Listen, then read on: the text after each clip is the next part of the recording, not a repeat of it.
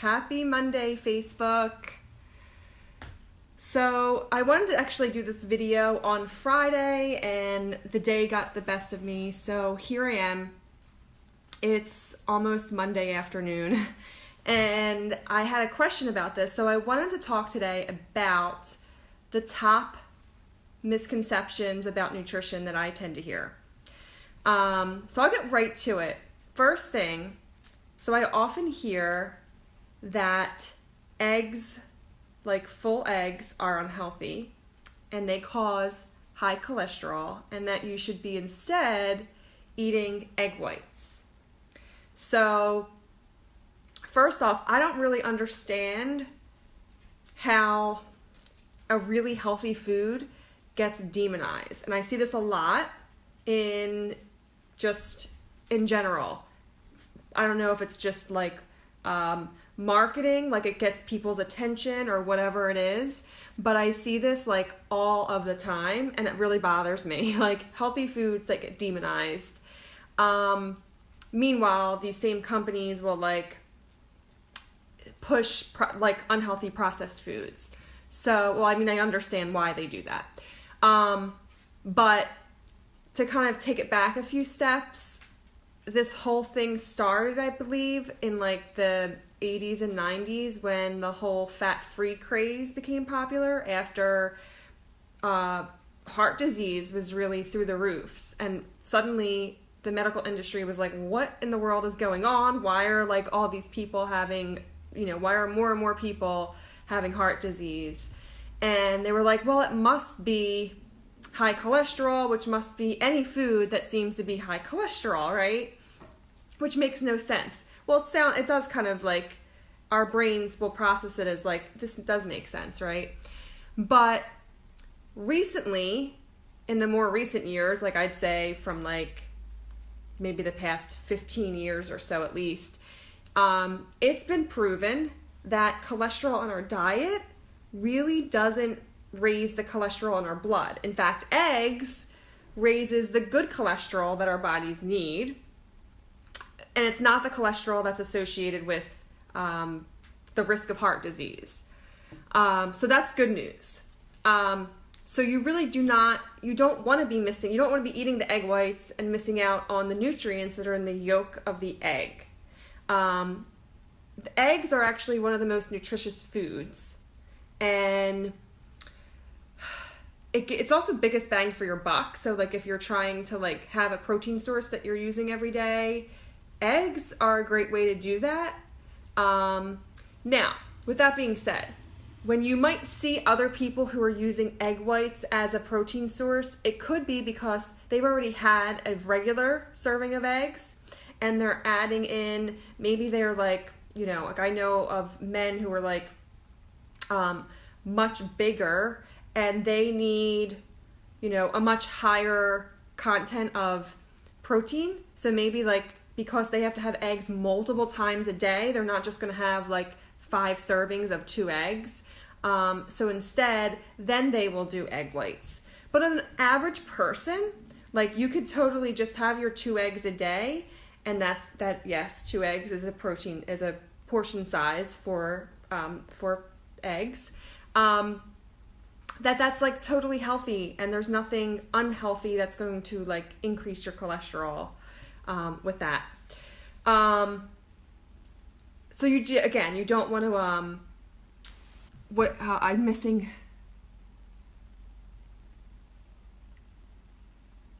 Michelle's saying, I've heard many times before that the yolk being bad is a myth, but then my cardiologist said not to eat the yolk. It's like, I know, I think the medical industry is still believing like that thought process from way back in the 80s and 90s. So sadly, like I don't like to talk negative. I don't know your doctor, or I don't know. I just would recommend doing your own research and coming up with your own conclusion, because sometimes maybe you might be doing more research about nutrition than your doctor is. I know doctors don't tend to have to go to any type of nutritional classes. So it could be that you're going to be doing your own research and you might be finding different things. The other thing is also like trying it out on your own, like figuring out if actually going and doing your own, between getting blood work done, seeing if eating this way has an effect on your cholesterol. That can be another good way of figuring that out on your own. I don't like, you don't want to like not listen to your doctor, but at the same time, you have to do your own research, if that makes sense. Wink, wink. The second thing is that low-fat foods are good for you and high-fat foods will make you fat. And that's what I was like, I know that, again, a lot of people, I think many older people still believe this way. And it's a little like, it's hard for me to try to re-educate people in a quick way on this subject. Because this makes sense, right? Like your brain processes this as like it makes sense. Like, okay, that makes sense. But the reality of it is it doesn't. There's good fats and bad fats, and our bodies actually need fats to survive. In fact, the energy that your body uses to sustain life requires fat. So fats convert to energy just like carbs do. And the last thing that you really want to do is completely switch out to fat-free foods. And not to mention that fat-free foods tend to me, it's like it's a bunch of chemicals being added in.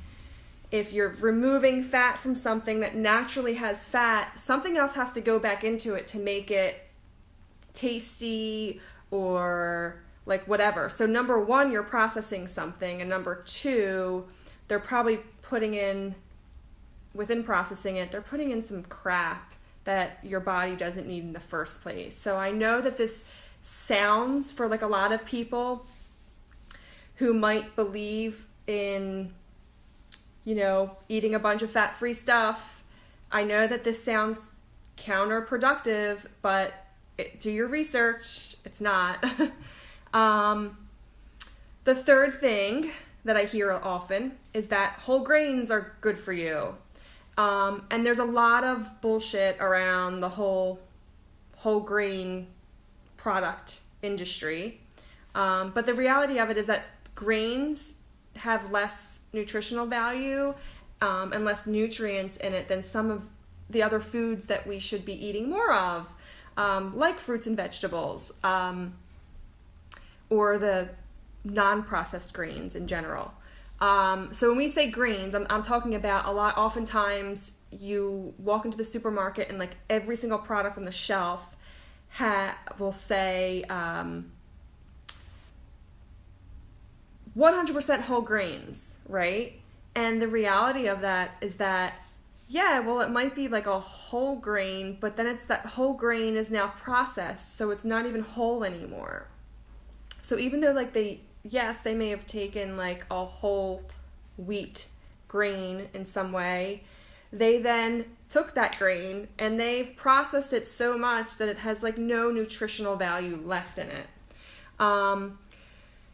So again, like it's kind of depleted in nutrients by the time that you get it if it's like a processed grain product. And on top of that, it can cause major gut issues for a lot of people. Grains aren't even the same quality that they once were. So my suggestion is to go for the minimally processed grains, like in its natural form. So like if you're going to have amaranth, buy just amaranth grain. If you're going to buy quinoa, buy just regular quinoa. If you're going to have rice, buy rice. Even when you're buying flours, stick to organic, high quality flours. Yes, they're a little bit more expensive when you're buying like more like artisanal flours that are like more made from more of like an ancient grain, like a higher quality grain. So again, you want to go for the highest quality possible. And these you're going to have them for like a long time. I bought like in bulk before, like all of my grains, and like I still have most of them in jars because how often, you don't use them as often.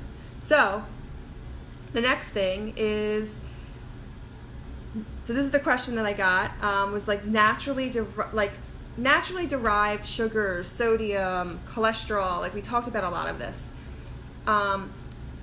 It's not created equal, okay?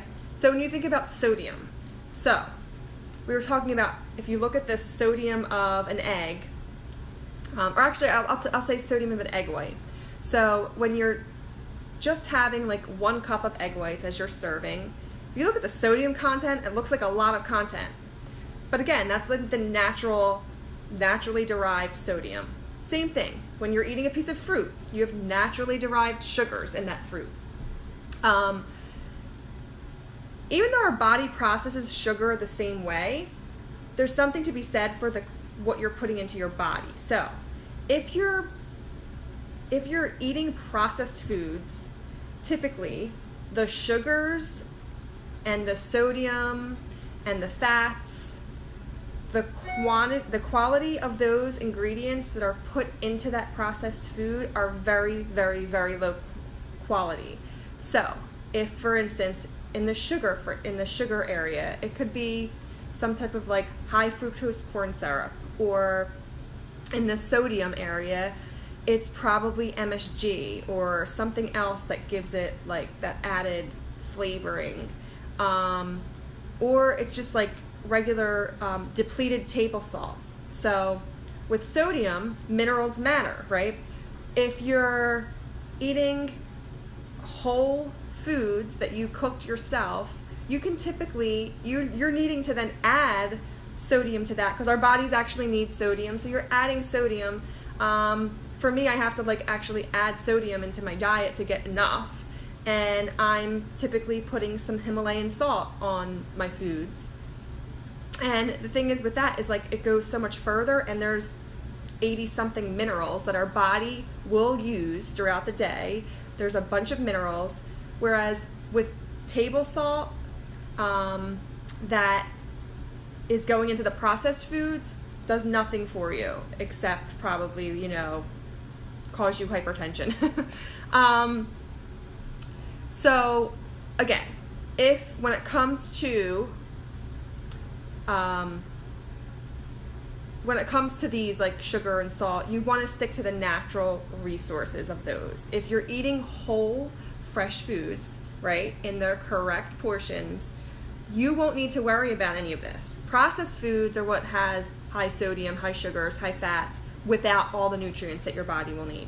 So by avoiding the processed foods and the refined sugars and salts and fats and grains, we could all hopefully be a lot healthier. And I know that this gets like really challenging for a lot of people, because they're like, well, how do I know the difference, and what, you know. So if you need help with any of those resources, I send out weekly emails. You can sign up on my website. I send out weekly emails with healthy recipes. Is kosher salt processed? It actually is slightly processed. I would still, I mean, there might be times where you want to use kosher salt, like especially like if you're like brining a turkey or something, or but I would say like for when you're just adding salt to foods, get a little bit of Himalayan salt. I promise you, sometimes it's also good to add a little bit of the Himalayan salt into your water. It gives you those minerals as well that you'll be drinking all day, and a little bit goes a long way. So you actually will use less salt when you're doing Himalayan salt. It's the pink salt. So again, with the pink salt, it's not being bleached out in any way or processed in any way. So again, just to offer you guys, if you need help with that, if you need meal planning ideas, go to lindsayLombardi.com/weekly-recipes. And that's recipes is pluralized. I'll list that when I put this up on my site in a few minutes. But if you go there, you can sign up for weekly recipes to get sent to your inbox every Friday. So that way you have some meal planning ideas for the week coming up. So If I can help out in any way, just let me know, and I will see you guys tomorrow.